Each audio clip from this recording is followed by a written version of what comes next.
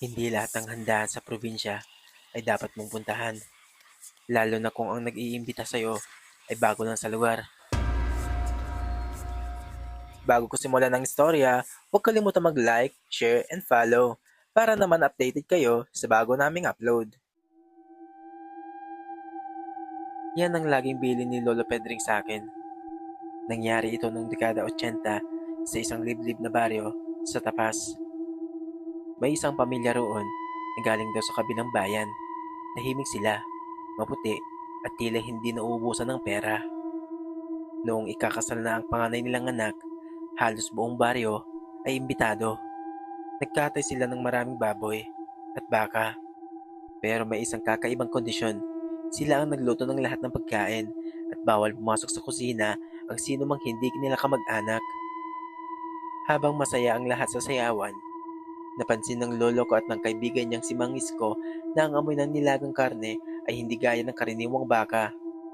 Imbes na masarap, may kaunting lansa ito na humahalo sa amoy ng sariwang dugo.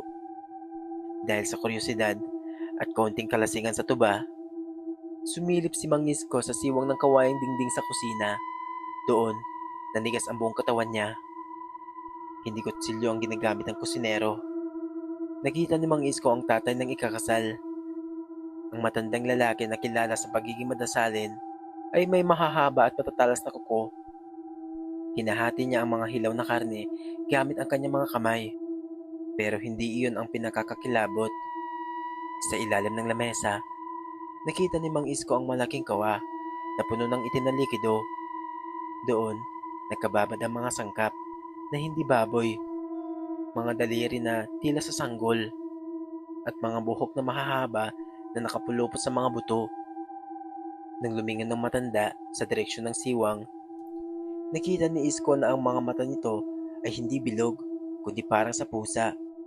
Patayo ang itim sa gitna at nagniningning sa dilim. Bumulong si Lolo kay Mang Isko. Isko, huwag kang lilingon. Dahan-dahan tayong lumayo.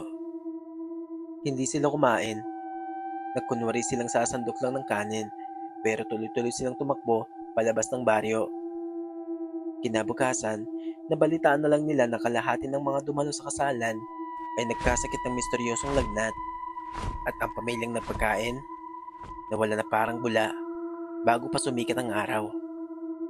Paalala naman ng lolo ko sa akin, kapag ang karne daw sa handahan ay masyadong malambot at ang sarsa ay sobrang lapot kahit walang gata, mag-ingat ka. Baka hindi baka ang kinakain mo, kundi handog ng mga hindi natin kalahi.